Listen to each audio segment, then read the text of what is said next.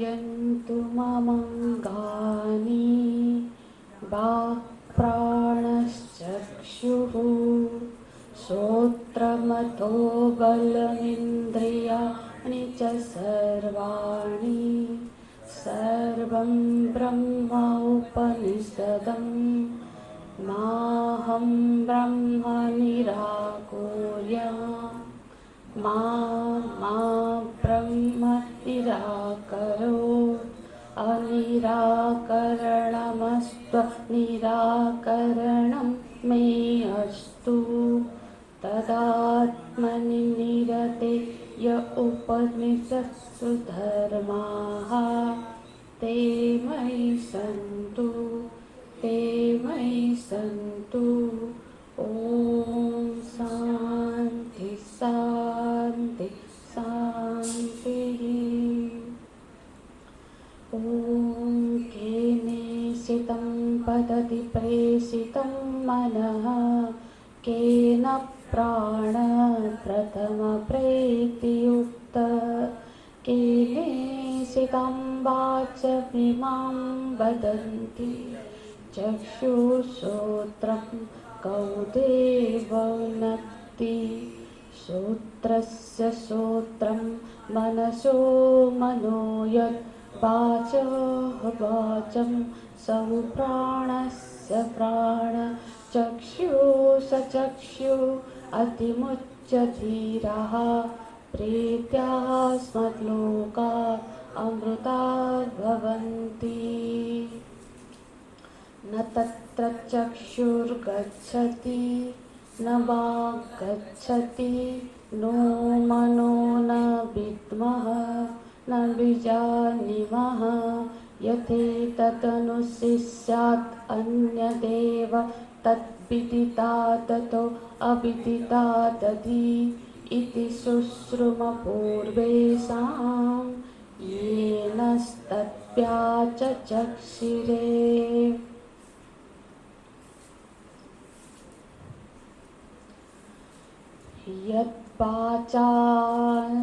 यद्वाचा न विदितं येन वागबुध्यते तदेव ब्रह्मत्वं विद्धि नेदं यदिदमुपासते। कौन सा पेज है? हाँ 50, ठीक है। हाँ पाठ करिए मेरे पर। यत्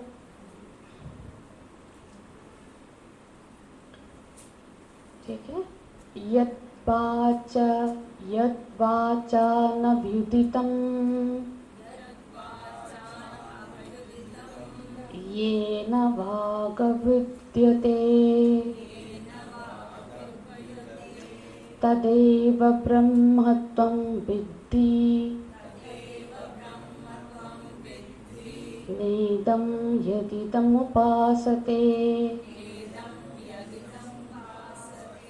नेदं यदिदमुपासते।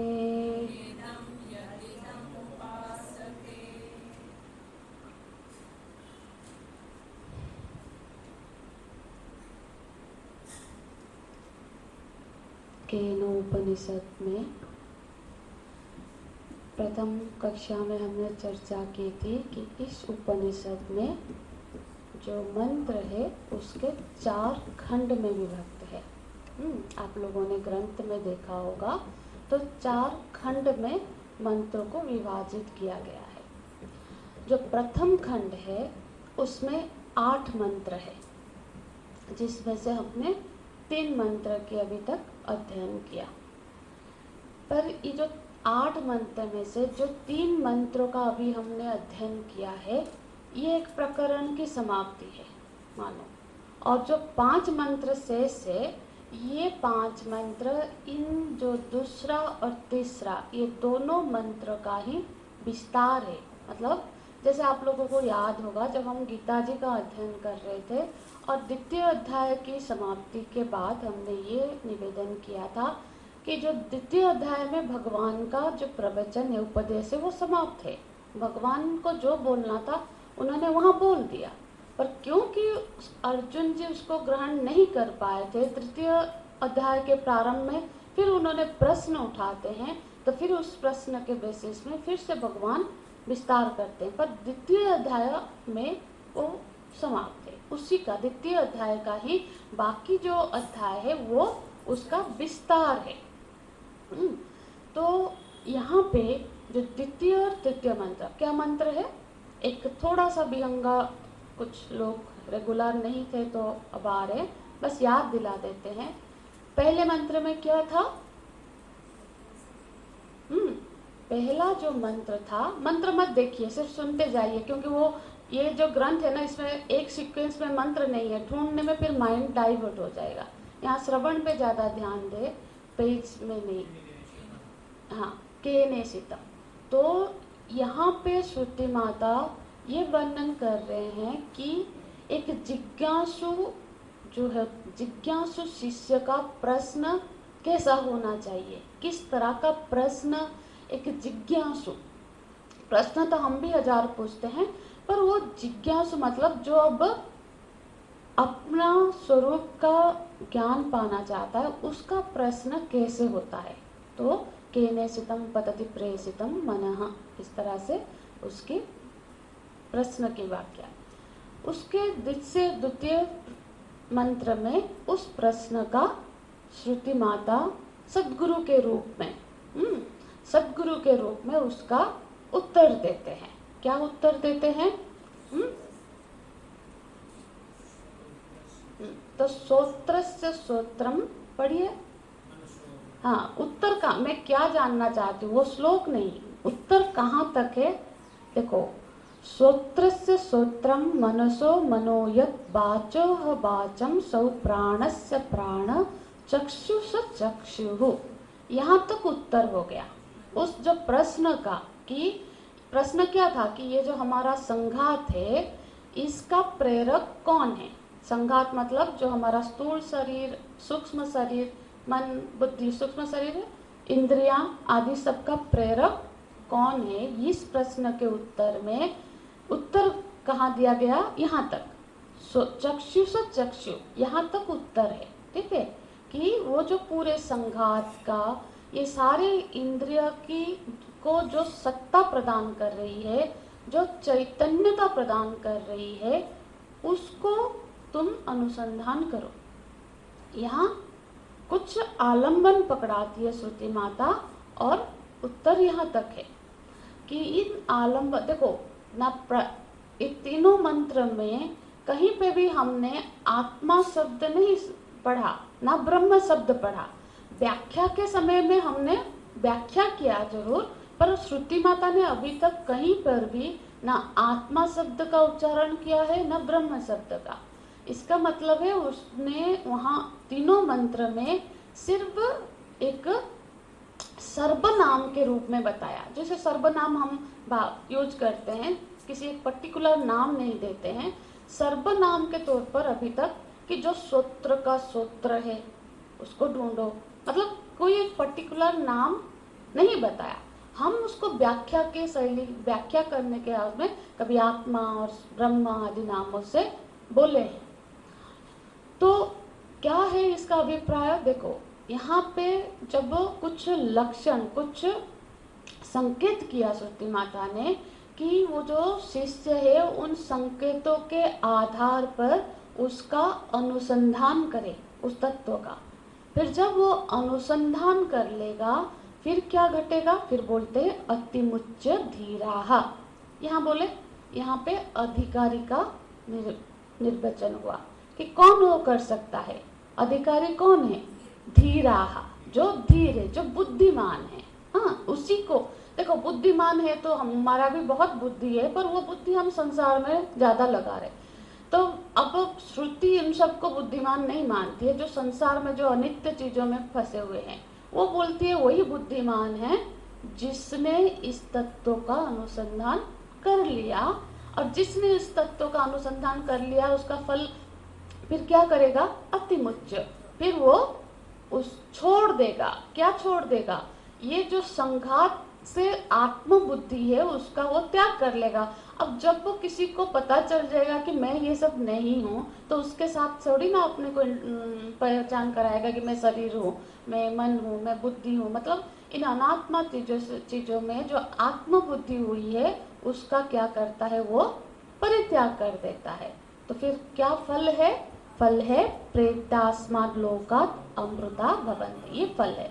तो दूसरे मंत्र में 3 चीजें हैं, उत्तर है, अधिकारी का भी है, और तीसरा क्या फल है, ये ज्ञान होने के बाद किस फल को प्राप्त होता है, फलश्रुति भी है। तो तीनों चीजें इस द्वितीय मंत्र में श्रुति माता ने व्याख्या कर ली। ठीक है, कि जो धीर पुरुष है, जब वो इस तत्व का अनुसंधान कर लेता है, फिर वो उस आनंद स्वरूप में अवस्थित हो जाता है, तो वो अमृत तत्व को, मतलब उस आनंद को, वो अमरत्व को प्राप्त हो जाता है।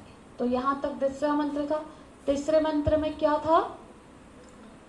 तीसरा जो मंत्र, हाँ, मंत्र में क्या बताया गया है? इस तीसरे मंत्र में प्रमाण की व्याख्या की गई है, सारे प्रमाणों की।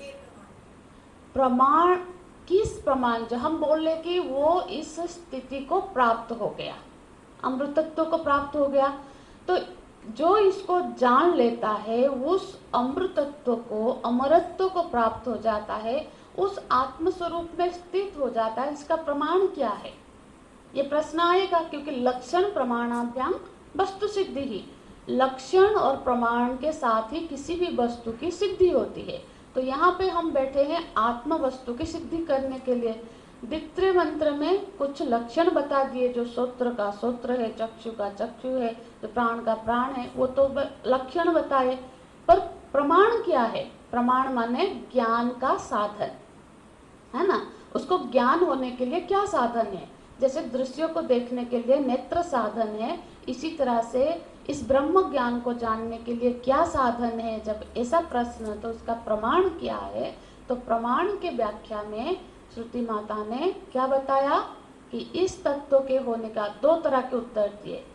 क्या क्या प्रमाण से उसको जाना नहीं जा सकता है, पहले उसका निषेध किया, फिर कौन से प्रमाण से जाना जा सकता है उसको बताया।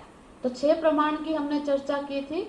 6 प्रमाणों में से सारे प्रमाणों का, न तत्र चक्षुर गच्छति माने इंद्रिया की वहाँ गति नहीं है, माने प्रत्यक्ष प्रमाण का वो विषय नहीं है। क्योंकि हम कभी भी जब ज्ञान होता है, हमको इधर प्रत्यक्ष इंद्रियों से होता है, या मन में उसकी अनुमान करते हैं, या फिर शब्द से सुनकर जानते हैं। तो ज्ञान के लिए जो साधन है, ये जो प्रमाण है, उस सबका वो निषेध करती है कि इस तरह से, जिस तरह से कोई बाहर संसार को तुम जान रहे हो, उस तरह से इस आत्म तत्व का ज्ञान नहीं हो सकता है। किस तरह? इसलिए न तत्र चक्षुर गच्छति न बाग गच्छति।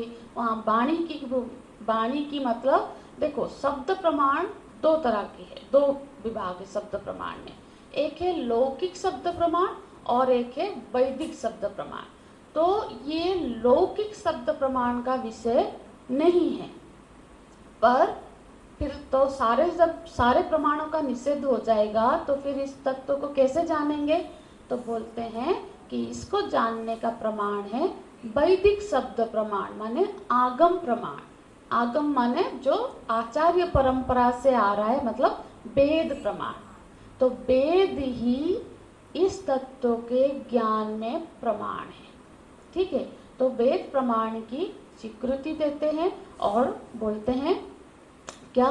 यहाँ पे देखो, न तत्र चक्षुर गच्छति न बाग गच्छति न मनः न मनः, यहाँ तक सारे प्रमाणों का निषेध है।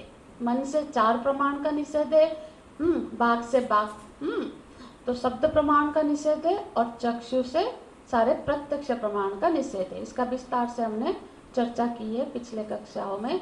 जो भी नहीं आ पाते हैं तो हम YouTube में उसको फिर शेयर करते हैं, इससे कि यदि किसी कारण बस किसी का कोई कक्षा छूटती है तो वो सुन ले, क्योंकि हर कक्षा एक दूसरे से लिंक्ड है बिल्कुल। फिर नहीं तो फिर कुछ वो जैसे कि हमने चर्चा की थी ना, वो वृत्ति ही नहीं बनेगी। हाँ हाँ, आप इधर सुनिए। तो वो वृत्ति फिर नहीं बनेगी ना, क्योंकि वो समझ में नहीं आने लगेगा, बस सुनते रहेंगे और उसका कोई अर्थ अंदर स्फुरित नहीं होगा। तो अब यहाँ तक तो हो गया।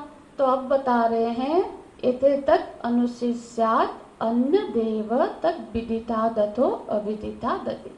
तो वो श्रुति जो प्रमाण है वो क्या बोल रहे हैं, ये है कि वो विदित से भी अन्य है और अविदित से भी अन्य है। इसका तो बड़ा विस्तार हमने चर्चा की है। हाँ ठीक है।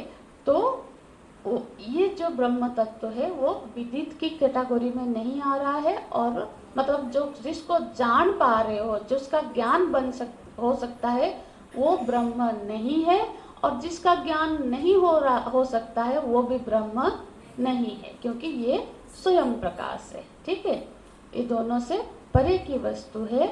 इति सुश्रुम पूर्वेशाम ये तद्नत व्याच चक्षिरे। तो ये किस प्रमाण है, मतलब यहाँ पे इति सुश्रुम पूर्वेशाम बोल के श्रुति माता यहाँ पे आचार्य परंपरा की स्वीकृति देती है कि इस ज्ञान को केवल और केवल गुरु शिष्य परंपरा से ही प्राप्त किया जा सकता है, कि हम बुक खरीद ले और पढ़ ले हो जाएगा, ऐसा नहीं है। क्योंकि इसकी व्याख्या सिर्फ गुरु, मतलब जो क्षत्रिय ब्रह्मनिष्ठ गुरु है। गुरु मतलब ऐसा नहीं है कि कोई भी, आजकल तो बहुत गुरु है, नहीं, गुरु भी सोच के चूज करना चाहिए। वो भी एक हमारा अधिकार है कि हम पहले जांच परख करके, क्योंकि हर छोटे से भौतिक चीज को हम जांच परख के ले रहे हैं, तो जो हमको मुक्त कर सके उसकी भी परख होनी चाहिए।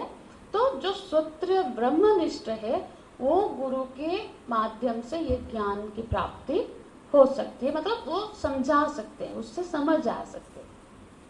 पर ज्ञान तो होगा जब हम उस पर चिंतन करेंगे, हम उसका ध्यान करेंगे, मनन करेंगे। हाँ, हालांकि वो जो इनपुट जरा इन्फॉर्मेशन है वो श्रवण काल में ही आएगा, फिर उसका हमको मंथन करना है, फिर जाकर वो मेरा ज्ञान बनेगा। हाँ, तो इस तरह से यहाँ तक 3 मंत्रों में यहाँ तक उत्तर देते हैं और लक्षण और प्रमाण दोनों की व्याख्या करते हैं।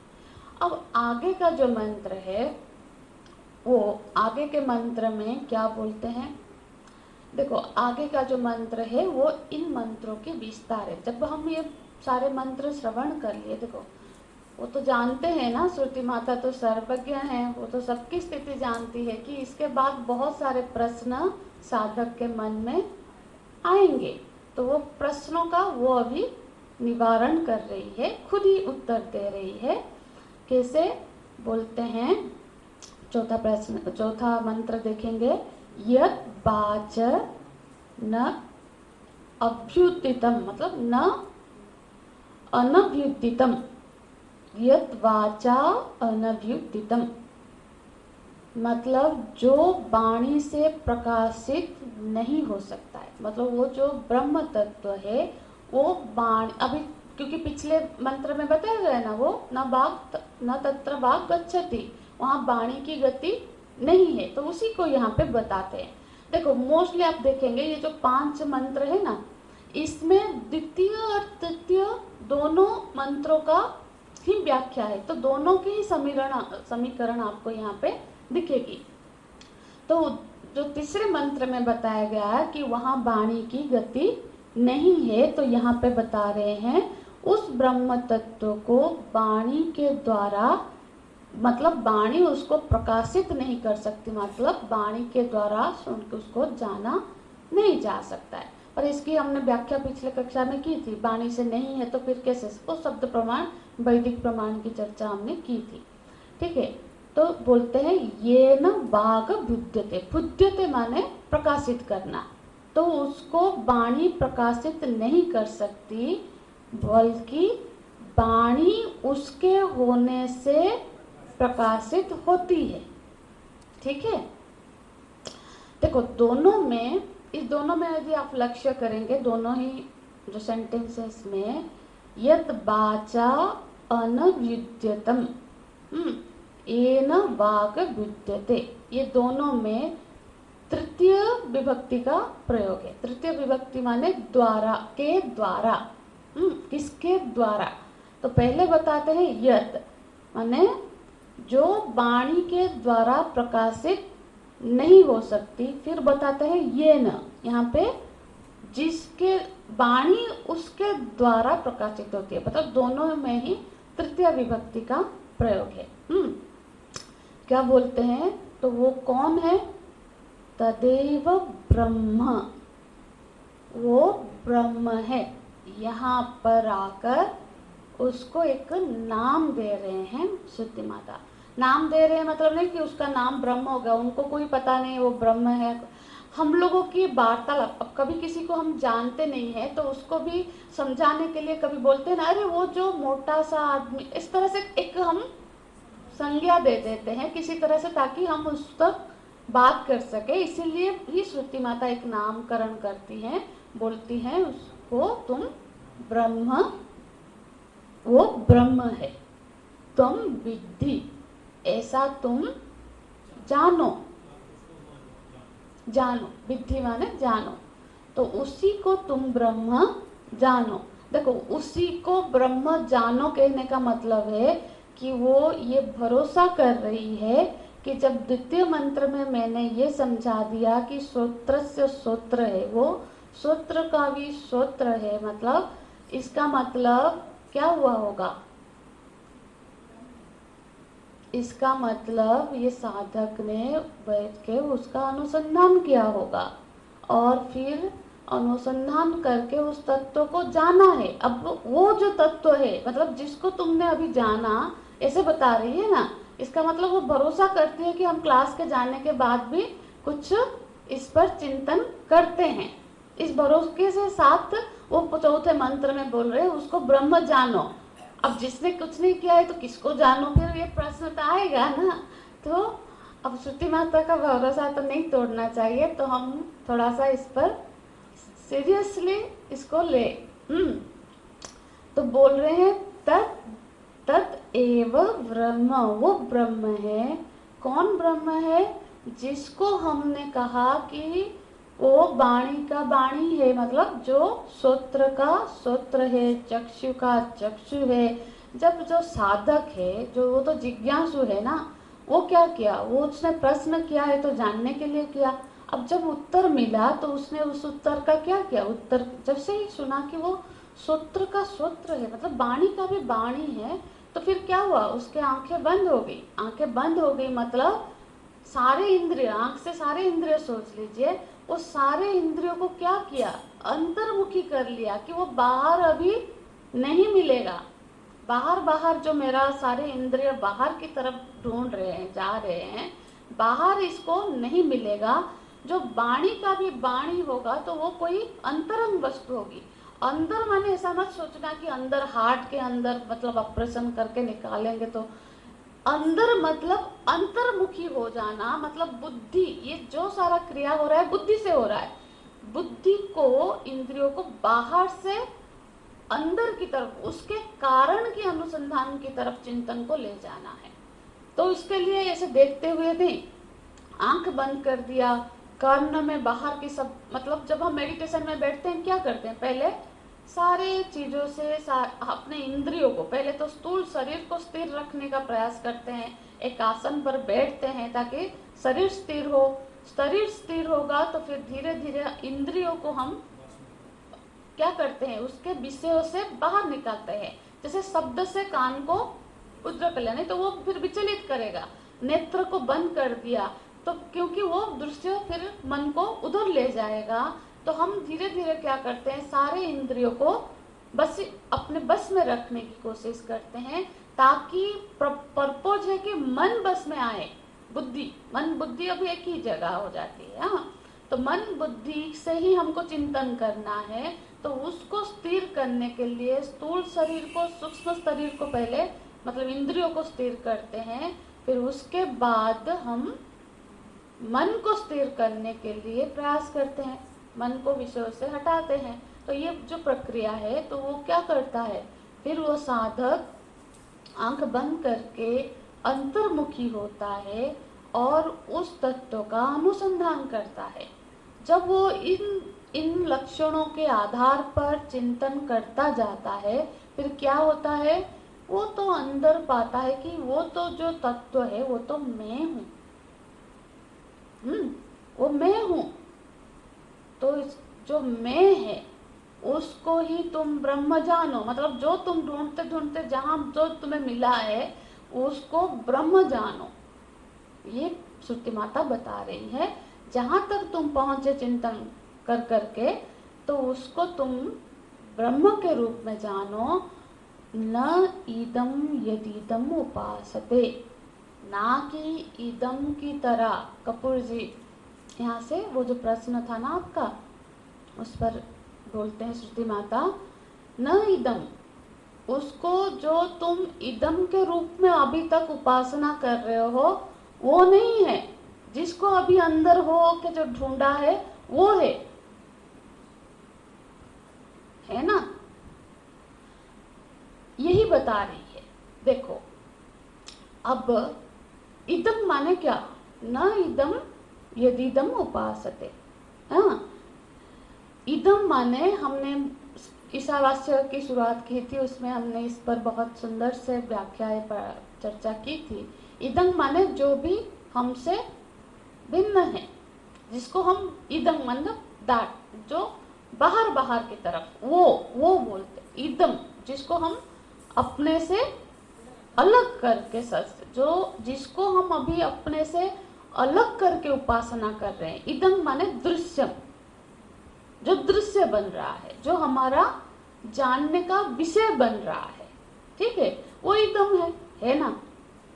तो श्रुति माता कह रही है जिसको आज तक तुम अपने से भिन्न करके पूजा कर रहे हो वो उसको ब्रह्म मत समझ लेना। जिसको अंतर्मुखी होकर जो लास्ट तत्व, जो चैतन्य को तुमने जाना, जिसके होने से ये नेत्र कार्य कर रही है, कर्ण कर रही है, ये सब हो रहा है, उसको ब्रह्म जानो। न इदम यदीदम उपासते, मतलब जब जिसको आज तक तुम भिन्न, अपने से भिन्न करके उपासना कर, यहाँ उपासना का निषेध नहीं किया जा रहा है, ये उससे आगे की स्टेप का बता रहा है। ना कि उपासना से ही इस स्टेप तक पहुंच सकता है कोई, पर उपासना करते रहे तो उपासना के लेवल में ही मत रह जाओ, उससे भी आगे बढ़ो। हाँ, तो अभी तक जिसको देखो हमने क्या पढ़ा था, जो दृश्य है, जो ज्ञान का विषय बन रहा है, ये क्या है, यद विदितम तद अल्पम, पढ़ा था ना हमने पिछले कक्षा में, हमने चर्चा की थी। जो विदित हो जाता है, जो ज्ञान का विषय हो जाता है, जो वृत्ति के घेरे में आ जाता है, वो अल्प ही होगा, वो सीमित होगा। वो असीम चीज को वृत्ति अपने घेरे में नहीं ले सकती, है ना। जो विदित होगा, जिसको किसी भी प्रमाण से जान लिया जाएगा, जिन प्रमाणों, भौतिक प्रमाणों से, वो अल्प होगा, सीमित होगा। और जो अल्प होगा वो मरणशील होगा। गुड, मरणशील होगा। जो यद अल्पम तद मर्त्यम, वो मरणशील होगा। माने जो अल्प है वो किसी काल में, किसी देश में, किसी वस्तु में सीमित होगा, और जिसमें सीमा है उसमें नष्ट होगा। जो किसी काल में है वो कालांतर में नष्ट हो जाएगा। हाँ, तो वो नष्ट प्राय है, उसकी मृत्यु हो सकती है। और जो मृत्यम, यत् मृत्यम तद दुखम, दुखात्मकम, वो दुखमय ही होगा, वो आनंदमय नहीं होगा जिसका क्षय हो रहा है। तो उससे हेयम, वो त्याज्य है, उसका त्याग हो सकता है। इसीलिए यदि तुम आज उसको अपने से भिन्न करके उपासना कर रहे हो, उसको बुद्धि से जान रहे हो, ये शिव जी है, ये भगवान विष्णु है, ये गणपति जी है, इस तरह से हम उनको जान रहे हैं ना, और कुछ लक्षण से जान रहे हैं। जो त्रिशूलधारी है, हाँ, कैलाश निवासी है, उनके कई लक्षण के आधार पर, नाम रूप के आधार पर जान रहे हैं, तो विदित है वो। हाँ, उनको इदम बना के मैं शिव हूँ ऐसा नहीं जान रहे हैं। शिव जी मुझसे भिन्न है, उनको जल चढ़ा के मैं उनको तृप्त करूंगा, वो शांत, वो खुश होंगे तो मुझे मेरी परिस्थिति अच्छी होगी। इस तरह से ही तो जान रहे ना उनको हम। तो इदम करके, अपने से भिन्न करके, जिस ब्रह्मा जी को, विष्णु जी को, गणपति जी को, कान्हा जी को जानते हो, वो ब्रह्म है। जब मैं भी ब्रह्म हूं तो उसको ब्रह्म के रूप में अब मत जानो। जिसका तुमने अनुसंधान किया है उसको ब्रह्म जानो। क्या बता रहे, समझ रहे ना? जो उपासक है, यहाँ उपासना की निषेध नहीं है, मैं बार बार बता रही हूँ। इससे ये नहीं सोचना है कि कल से हम शिव जी की पूजा नहीं करेंगे, ये नहीं बता रहे हैं। ये ज्ञान की लेवल में कि वहां तक अपनी सीमा मत रखो। मतलब यदि यहाँ शिव जी नहीं है तो वहां कोई ब्रह्म वहां नहीं है, ऐसा नहीं है। वो तो प्रतीक है। देखो, ब्रह्म का प्रतीक है, जिसको हम उपासना कर रहे हैं वो प्रतीक है। प्रतीक माने चिन्ह है ना, कोई चिन्ह है। जैसे कि हमने अभी 15 अगस्त को क्या किया, झंडा रोपण किया, झंडा फहराया। झंडा फहराया मतलब क्या, झंडा एक प्रतीक है देश का।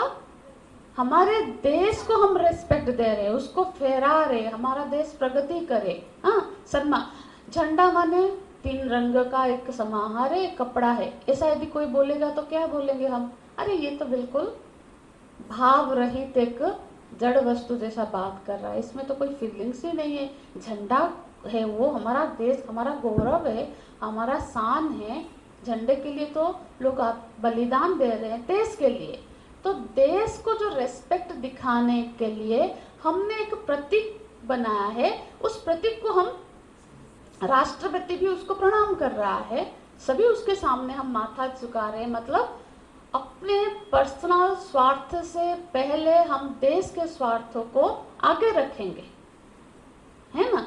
तो ये एक देश का हमने एक भूमिखंड के लिए वो जो फीलिंग्स क्रिएट करने के लिए एक प्रतीक बनाया। उसी तरह से मूर्ति जो है, अब जो प्रतिमाएं हमने स्थापित की है वो प्रतीक है, जो उस परमात्मा की हमको याद दिला रही है ना। तो उस देखो, अब कोई वहां पे जाके बोले ये तो पत्थर है, अरे पत्थर, ये इसमें कौन सी बड़ी बुद्धिवान की बात कर दी, क्या किसको नहीं पता है, बच्चा भी बोल देगा पत्थर है। पर वो बोलता है मैं बहुत जानकार हूँ, तुम तो अंधविश्वासी हो, मैं तो पत्थर बोल रहा हूँ। मतलब वो पत्थर, वो उसका भी अभिमान कर रहे हैं कि मैं रियलिटी जानता। अरे हर वो व्यक्ति जो उनकी पूजा कर रहा है वो जानते हैं कि ये पत्थर का बना हुआ है, पर वो उसमें परमात्मा की उनको याद आ रही है उस प्रतीक के सामने बैठ के। हमारे सामने ये बोर्ड भी है, यहाँ पे हम तिलक पूजा कर कर वो भाव नहीं क्रिएट कर पा रहे जो हम अपने ठाकुर जी के प्रतिमा में कर रहे हैं। तो ये भी पंचमहाभूत जड़ वस्तु है वो, पर उसमें जड़ में चैतन्यता का आरोप किया गया है। और उसी की हम जब हम पूजा कर रहे हैं उसको ध्यान करते हुए उनकी हम तिलक लगा रहे हैं, उनको भोग लगा रहे हैं, उनको पुष्प चढ़ा रहे हैं। तो वो जो पुष्प उस मूर्ति में चढ़ा रहे हैं उस परमात्मा के लिए हम समर्पित कर रहे हैं। जैसे इस झंडा को हम सम्मान देकर अपने देश को सम्मान दे रहे हैं, ठीक है। तो ये प्रतीक के रूप में उनकी हम उपासना कर रहे हैं। तो उस उपासना की मनाही नहीं है, पर कोई उस प्रतीक में ही, मतलब वो विष्णु है, ये शिव है, यही भगवान है, यही ऐसा भाव उससे आगे उसकी बुद्धि जाए और उस चेतन तत्व तक पहुंच जाए, ये अभिप्राय है, ठीक है।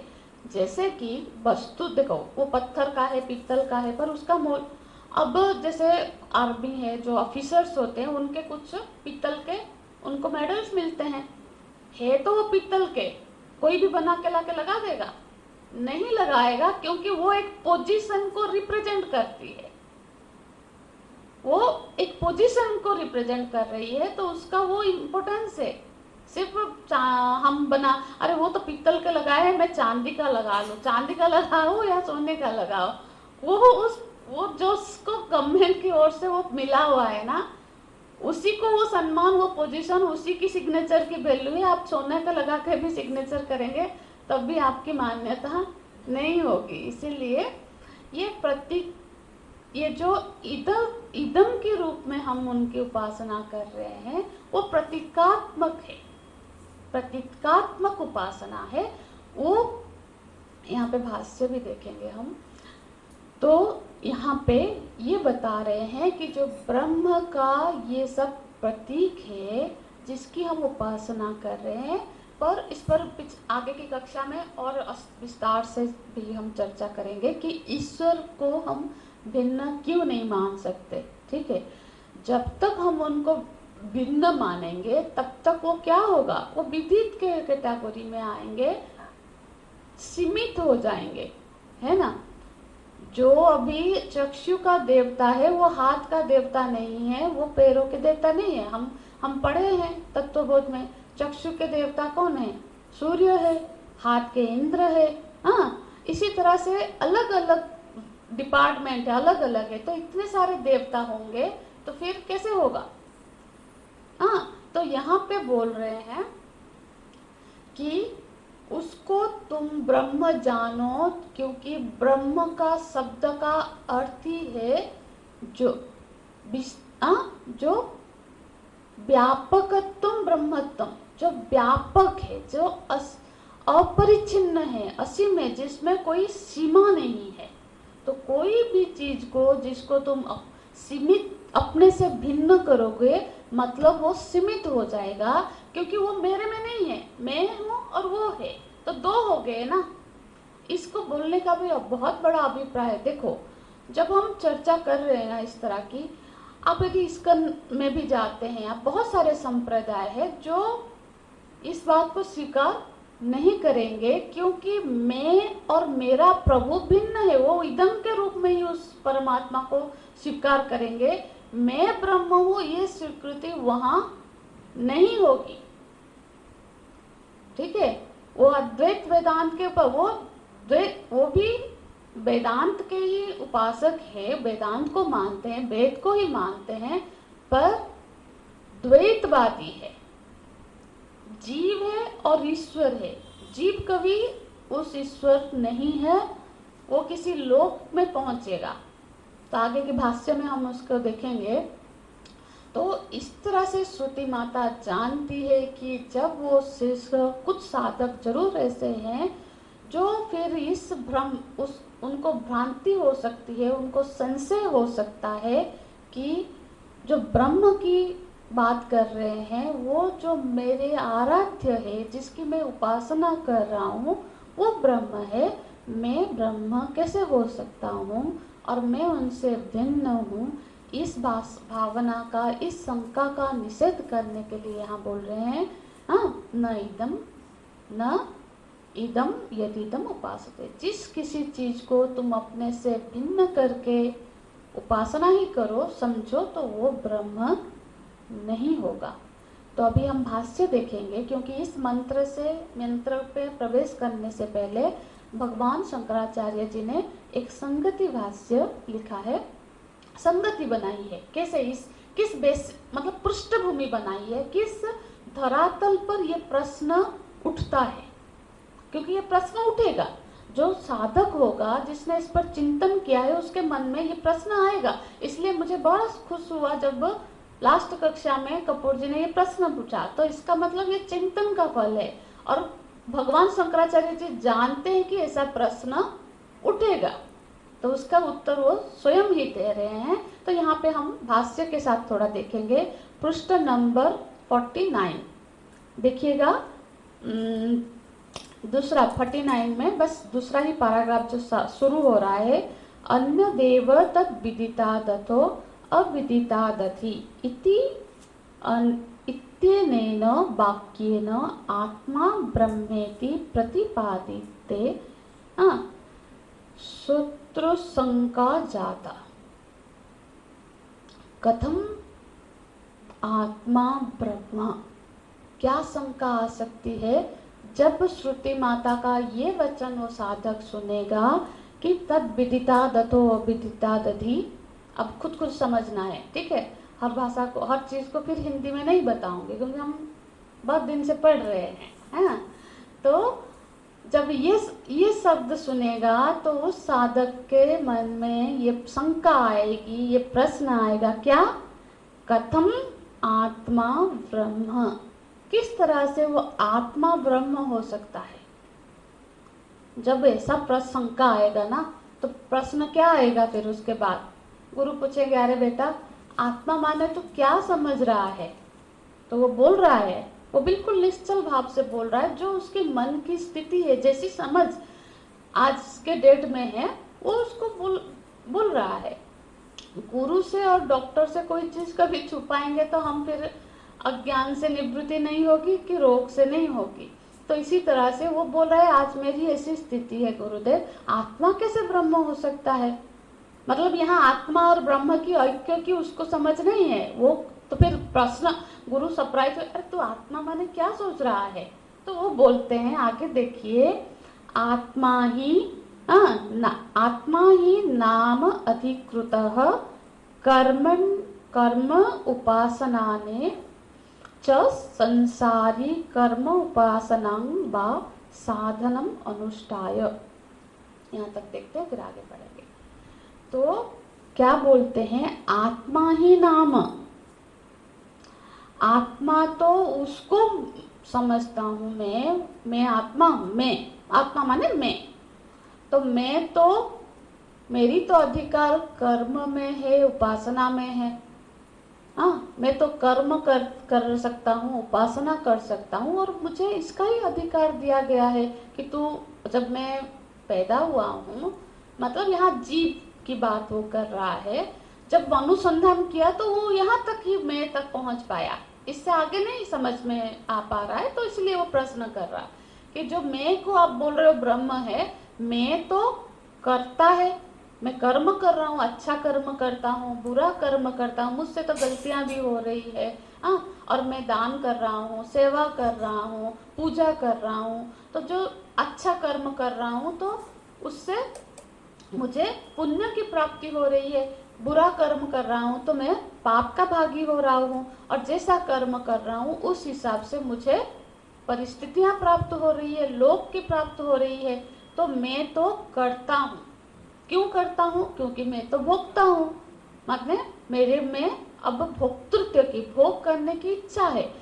मैं चाहता हूँ कि मेरी परिस्थिति अच्छी बनी रहे, सुखद बनी रहे, इसलिए मैं बहुत उपासना करता हूँ कि भगवान मेरा सुन लो, मेरे बेटे की शादी करा दो, मेरे पति को ठीक रखो, मेरे घर में धन संपत्ति हो। हाँ, मैं तो अच्छा परिस्थिति चाहता हूँ, मैं दुख नहीं चाहता हूँ, मैं सुखी होना चाहता हूँ, और मैं उपासना कर रहा हूँ, मैं कर्म कर रहा हूँ, सेवा कर रहा हूँ, दान कर रहा हूँ।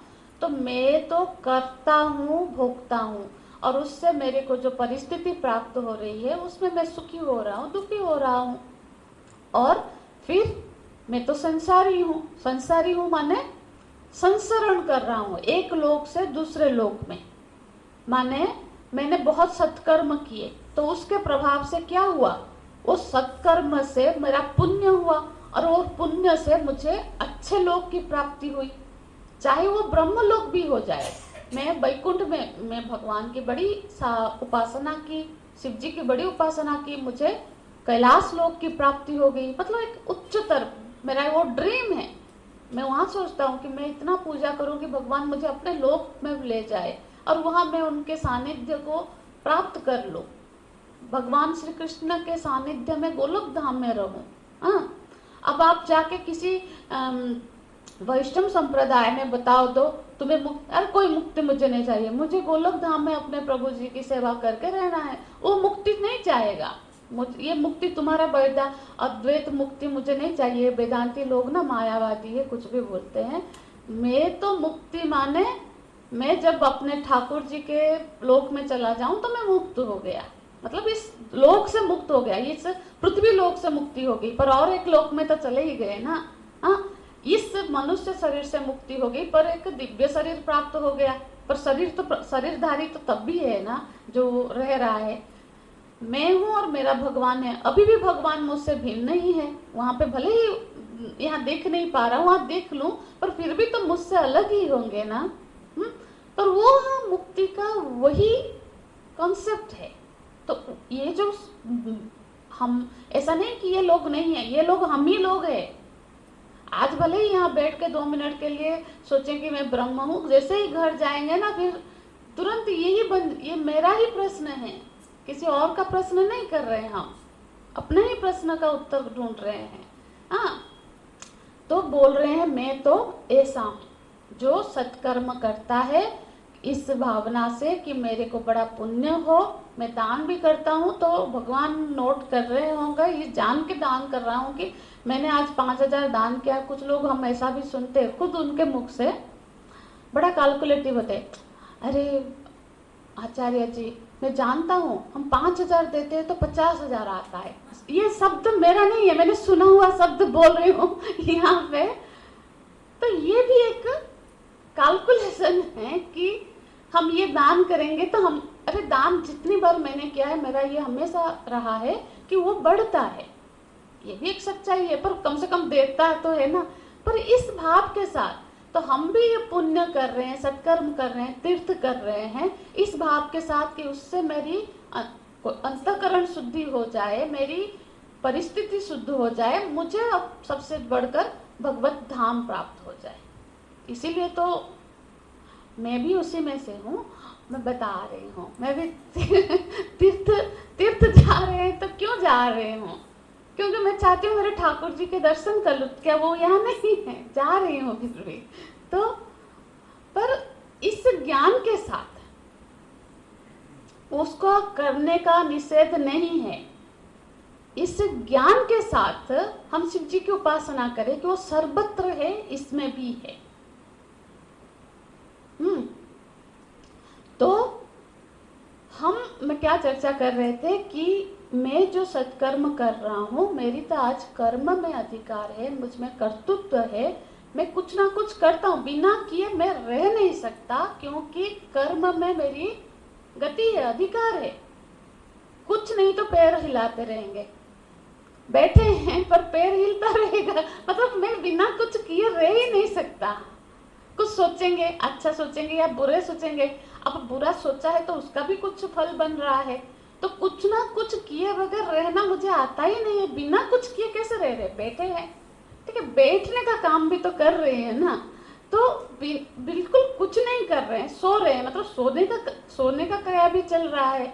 तो वो चीज तो मैं समझ ही नहीं पा रहा। मतलब मैं कुछ कर ही सकता हूँ तो मैं करता हूँ और मैं भोगता हूँ, अपने कर्म के हिसाब से मुझे भोगों की प्राप्ति हो रही है, और मैं इस सब के फल के रूप से एक लोक से दूसरे लोक में संसरण कर रहा हूँ। तो मैं संसारी हूँ।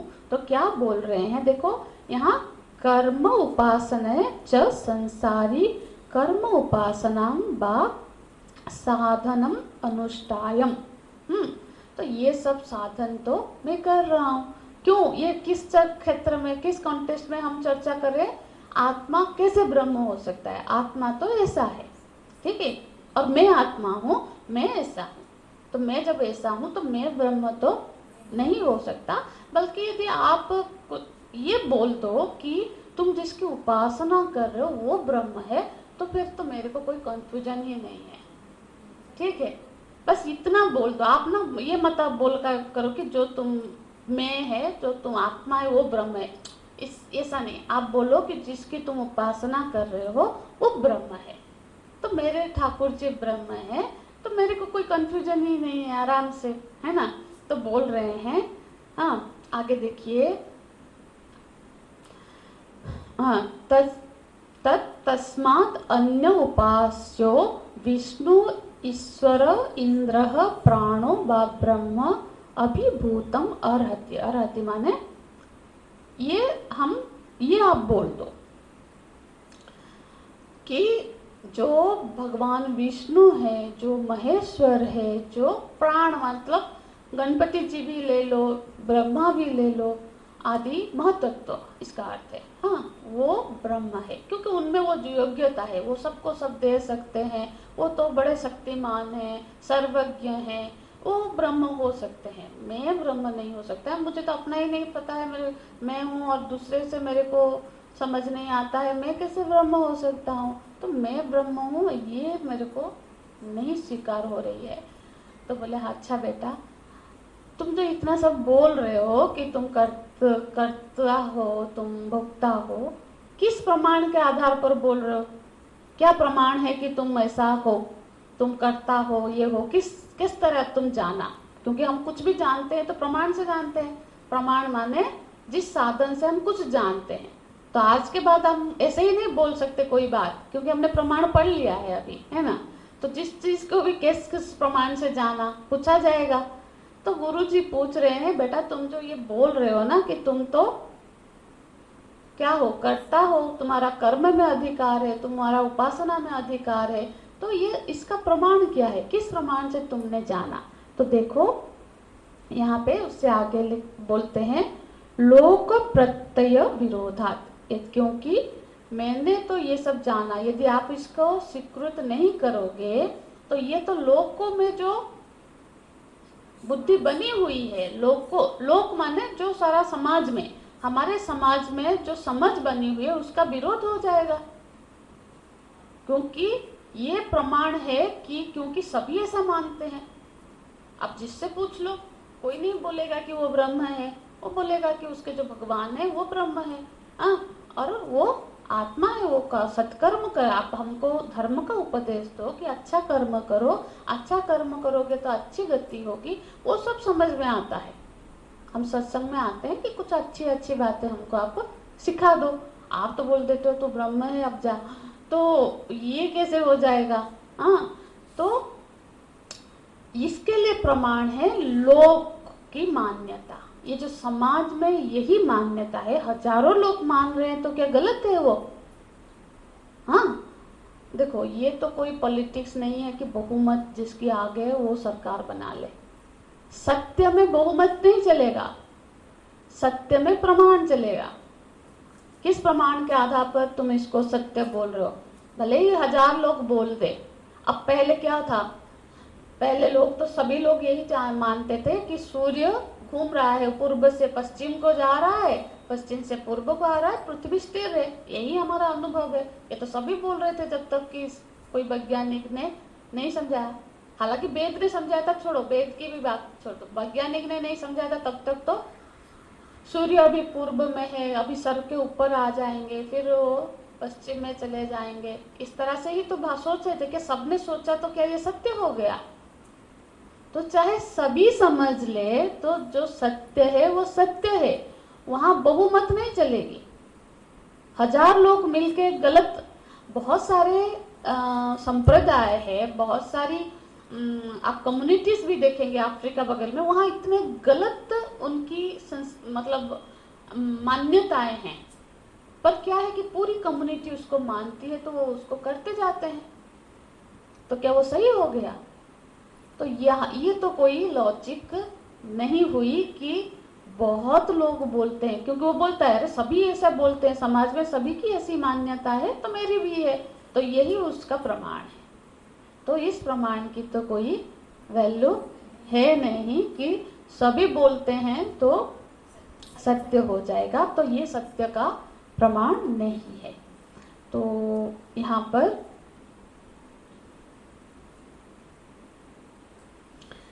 थोड़ा संगति भाष्य भगवान यहाँ पे वर्णन करते हैं। मैं आप सबसे अनुरोध करूंगी कि ये जो हमने संस्कृत में थोड़ा थोड़ा देखा, उसके जो हिंदी वाली भाष्य है उसको आप लोग सब एक बार जरूर पढ़ लें।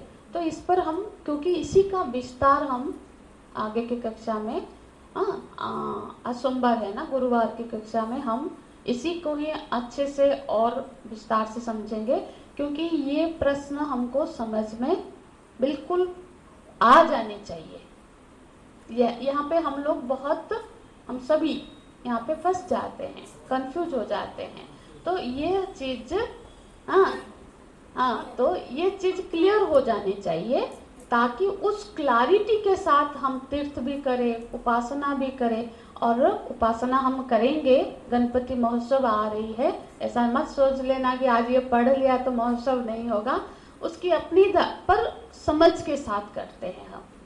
यहाँ हर उपासना होती है, पर उपासना की अपनी महिमा है अंतःकरण शुद्धि के लिए उसकी, पर इस ज्ञान के साथ, ठीक है।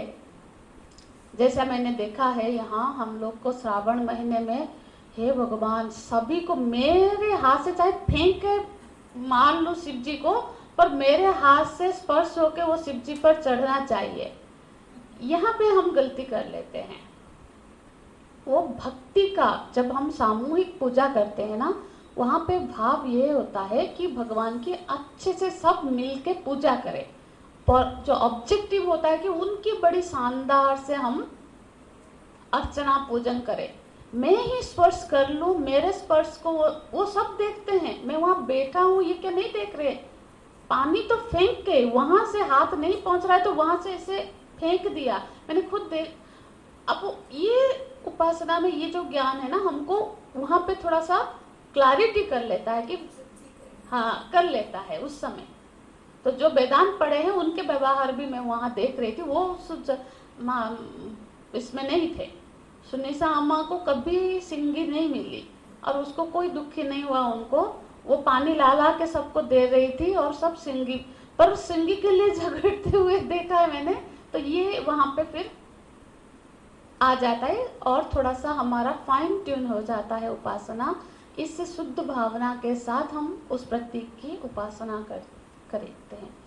तो हम आगे की कक्षा में देखेंगे। ओम तत्सत्। ओम पूर्णमदः पूर्णमिदं पूर्णात् पूर्णमुदच्यते पूर्णस्य पूर्णमादाय पूर्णमेवावशिष्यते। ओम शांति शांति शांति।